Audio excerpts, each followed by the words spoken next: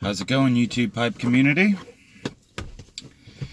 So I'm about to light up my beautiful bullfrog handcrafted pipe here. Love this thing, it's gorgeous. Seems to kind of go with my outfit today.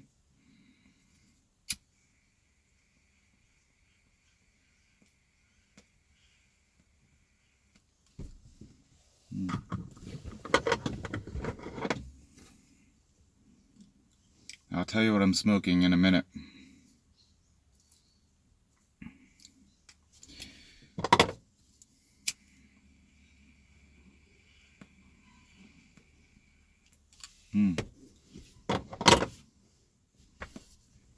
There we go.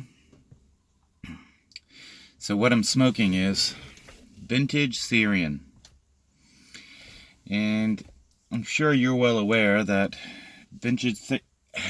excuse me, that vintage Syrian is no longer available. Breaks my heart. This is the one and only tin that I purchased. Now it's gone.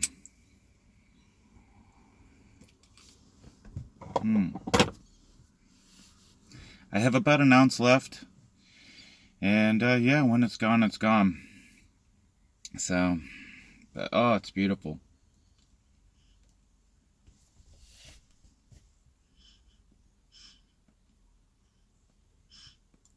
Now I've noticed a bit that some of the stuff I put in jars doesn't taste as,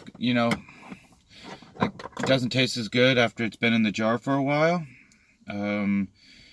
I think, for instance, the Luxury Navy Flake, that's been doing pretty good in the jar, and it's kind of nice that it dries out a little bit.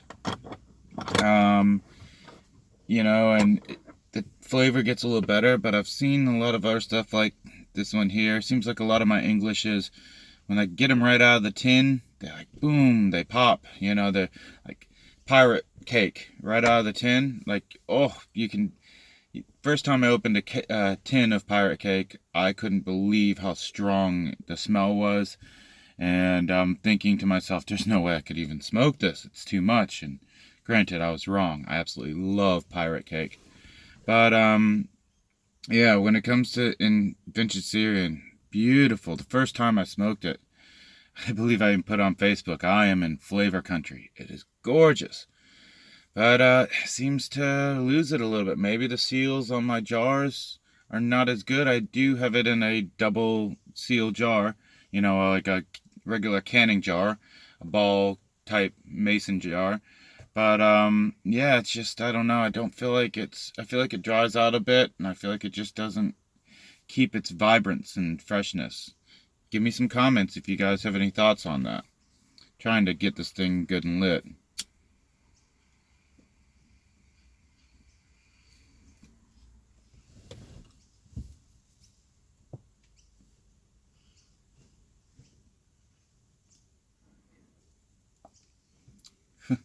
You can tell by the cloud of smoke, I think I've got it going. I'm going to roll down the window a little bit here.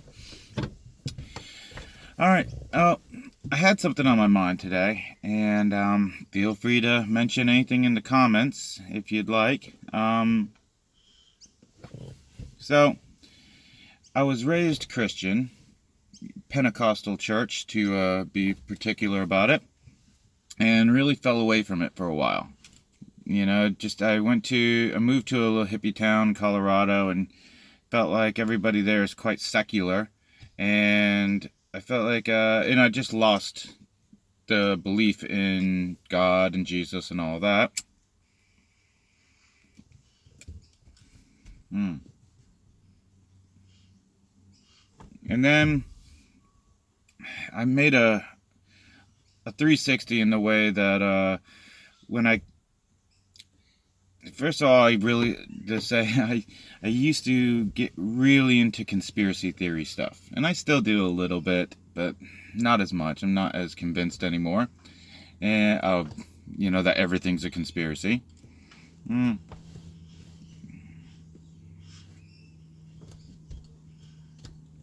But getting into these realms of conspiracy theory, I got to a level where I had to ask myself, like, what's the motive behind it all?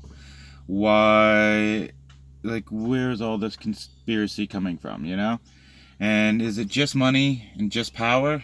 And like, I that wasn't a good enough reason in my opinion.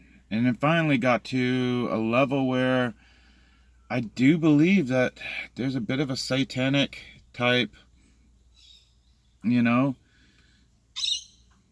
energy power that's going on in the world, and I think there's something to be said about that, And then once I got to that level of that there is a true satanic type evil, then I'd have to believe that there is a true godly good.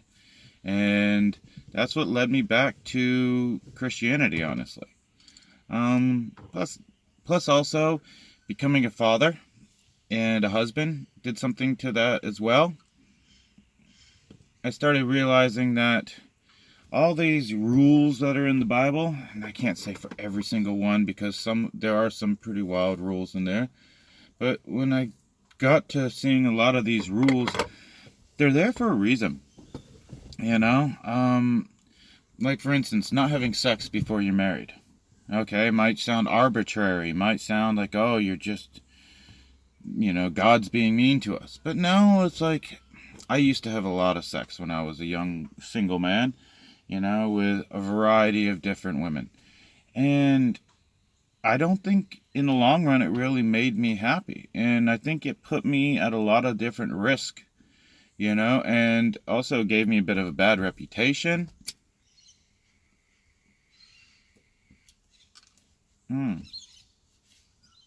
And actually just made me feel a bit empty inside. And I found now that I'm married, that I value women more than I used to. I think before I wasn't really looking at women as another human being. I was looking at them as, what can I get from them? What can I use them for? How can I make myself happy by using them? And that's, so that with that kind of concept now, I see it's like, oh, maybe it is a good idea to wait till you're married to have sex. Because I think you'd appreciate the person and respect yourself more.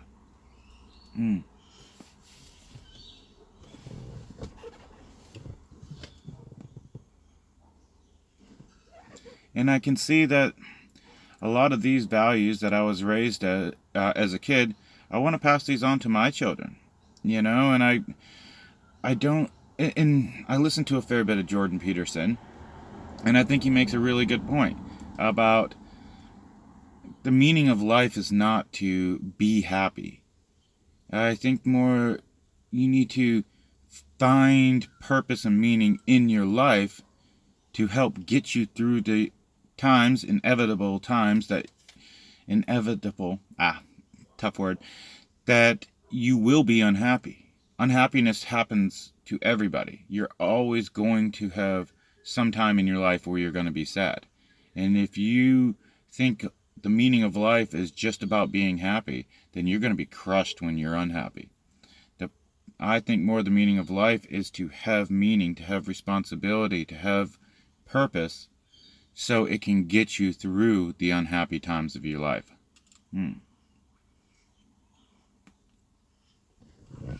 So something that bothered me a little bit today, I went to check out a new church.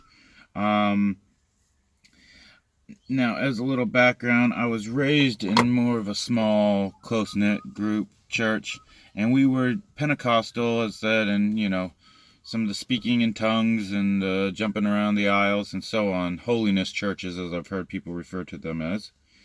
And that's what I'm accustomed to, Now, the kind of church I've been going to recently is a much larger church, more money in it, and, I feel like a little less of that connection with God, or at least what I perceive to be connection with God. Less, it doesn't operate as much on that kind of spiritual, long prayers, having people come up to the altar and pray. It's more routine, sing the song, do the sermon, which are good sermons usually in this church, and then, kind of close it down with a couple more songs and call it a day. But I do really like this church in the way that my son loves going to the Sunday school. And when it comes to that, my wife is not Christian, and she doesn't need to be, because I wasn't Christian when we met, so I can't expect her to become a Christian now just because I chose to. But I do feel it's important to have my children involved. That's the way I do want to raise them, so it's nice that I'm able to bring him to this church and he really likes it.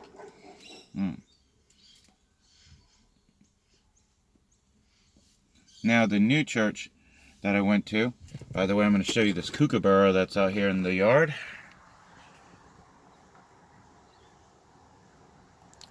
Hope you guys can see that out there. I'm not sure. The church I did go to today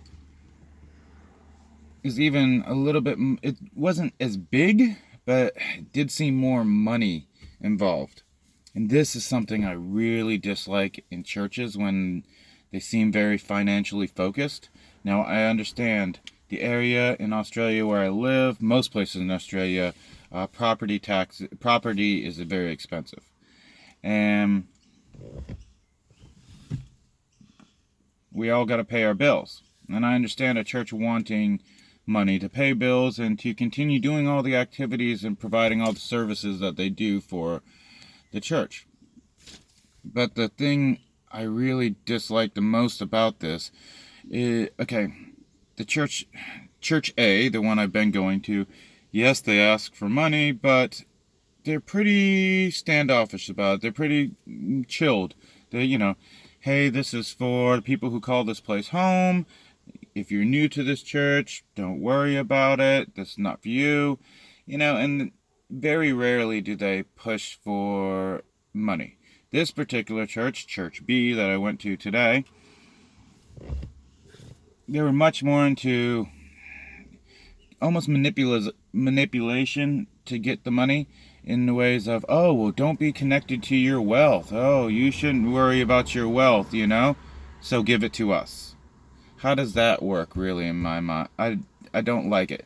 That's, and I've heard this a million times in churches of, oh, would you steal from God? Well, then pay your tithes and offerings, because that's stealing from God. It's a verse out of the Old Testament. I can't remember exactly the verse. As far as I gather, though, that is from a particular part. I think it's near Leviticus, actually, but where they're actually talking about food, not money. And people could say, well, there was no money back then. That's not true. They definitely had money back then. But they're specifically talking about food, and talking about putting back food for the orphan, for the widow, for the people who couldn't, who didn't have any. Where this, give us this 10%, I don't think that's really what Christians are supposed to do. Now, granted, in the New Testament, as far as I gather, Jesus says more of, give wholeheartedly, give open-heartedly, and I think he asks for more than 10%, but it's what you're willing to give, not what you're supposed to give.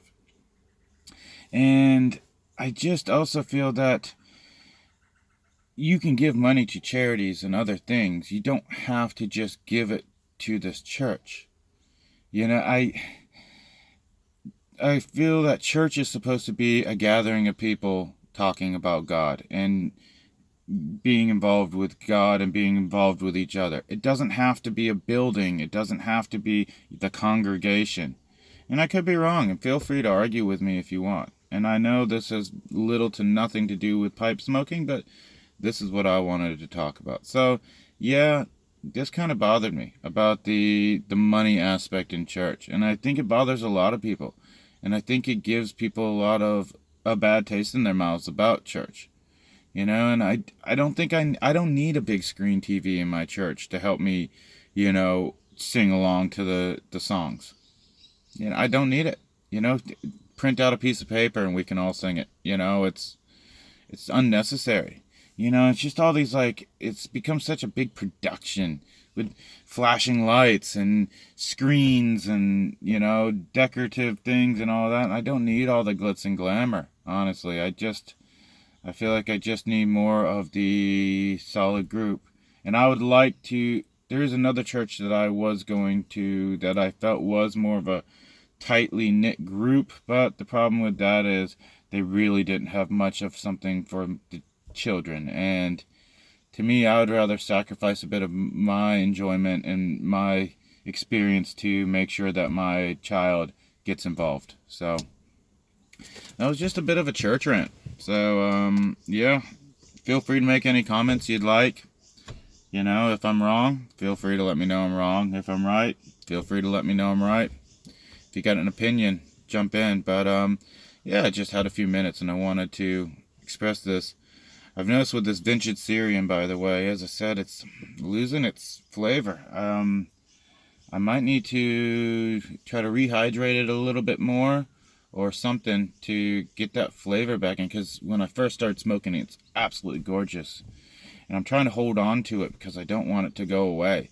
You know, once it's gone, it's gone. But yeah, I feel like this bowl has not been as enjoyable as some of the past ones have been. And I'm having a little trouble keeping it lit, but I'm also doing a lot of talking. Mm.